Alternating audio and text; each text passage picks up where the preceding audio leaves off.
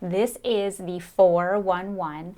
And if I could only use one tool with all of my agents, it would be this one. Helps my agents stay very intentional and focused on the activities that they need to do every single week in order to stay on pace to live the life that they want to live. So here you can see that I have broken down business goals, financial goals, personal goals, as well as growth or leadership.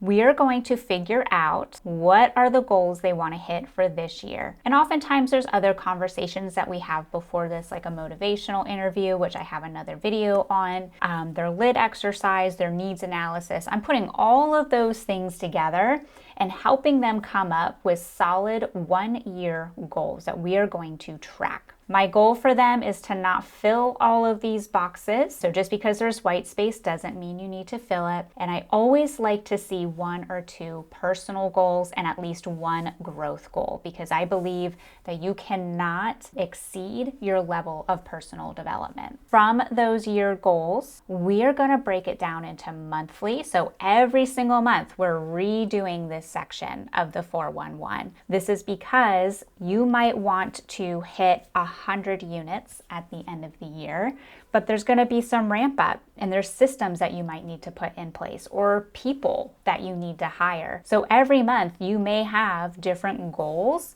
to help you get closer to making that big goal for the year happen. There's also some goals that might remain the same, and that's completely okay. It just depends on where you're at in your business, what systems you have in place, and what ones you need to grow. What I do with my coaching clients is I do help them really nail down what are the most important activities we need to do this month in order to get you closer to this business goal. We only fill out 1 week at a time, and that's because life happens, things change. No one's perfect, and so there may be a week where they got some of their activities done, but not all of them. So then some of them will have to shift into week 2. So we meet once a week for 30 minutes and figure out how are we doing on the yearly and the monthly, most importantly, the weekly, and what do we need to do differently next week to make sure that we're still on pace to hit our month goal. So I'm going to go ahead and just use one as an example. Let's say I have an agent and they want to make $200,000 in gross commission income for the year. In business, actually, I would probably put that over here if I'm completely honest in financial. Let's say they want to sell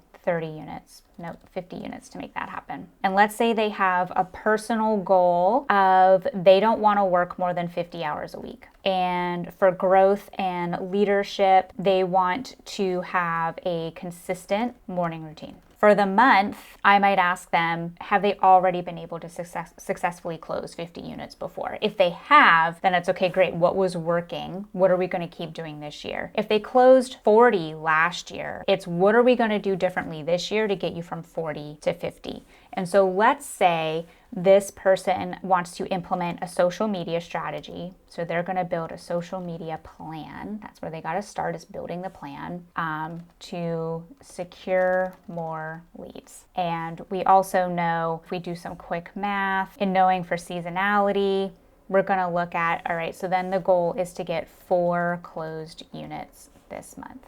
For week 1, I am going to say that the very first thing that they need to do is they need to schedule a meeting with Red Banana, who is going to help them come up with the social media plan. No shame plugging that in. And I'm also going to start asking them, well, what's in your pipeline? Is 4 units attainable this month? And then I'm also going to go back to their lid exercise, and I'm going to go back to their economic model, and we're going to see how many listing appointments do they need per week and how many conversations do they need to have. So for the sake of this example, let's just say they need to have 100 contacts and they need to set 2 listing appointments every week, and they need to set 1 buyer appointment every week. As far as financial, we know how much commission income they need to make. It does tie into their unit count, contacts, scheduling that social media. So I don't think for this example, I need a specific weekly goal. For the monthly target, it might be that they make, depending on their average sale price, they need to make $25,000 this month to be on pace. But I may not have a weekly goal for that one, because these activities here that I'm highlighting are going to move the needle for both of these goals.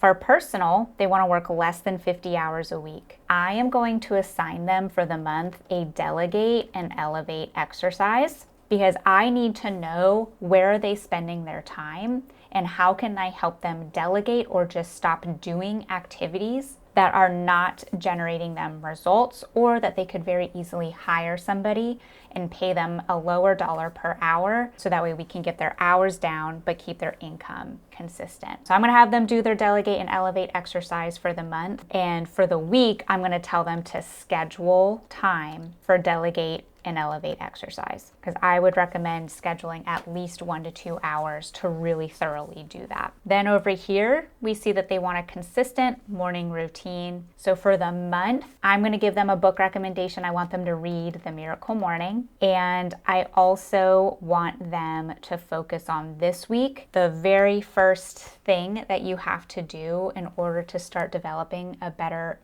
morning routine is to go to bed on time. Where I'm going to ask them, what time do you want to wake up in the morning? Say they tell me 6 a.m. I'm going to be like, great.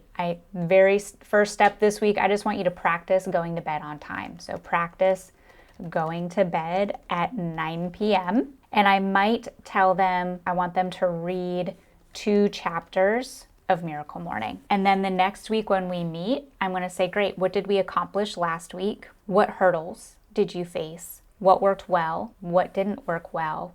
And we're going to curate week 2 to get even more fine-tuned into what's working for them. So this is just a really great example of how we use the 411 to not overwhelm you. You don't have to read Miracle Morning in 1 week. You don't have to have everything figured out in 1 day. It's baby steps, intentional activities, and by the end of the year, your entire life can look completely different.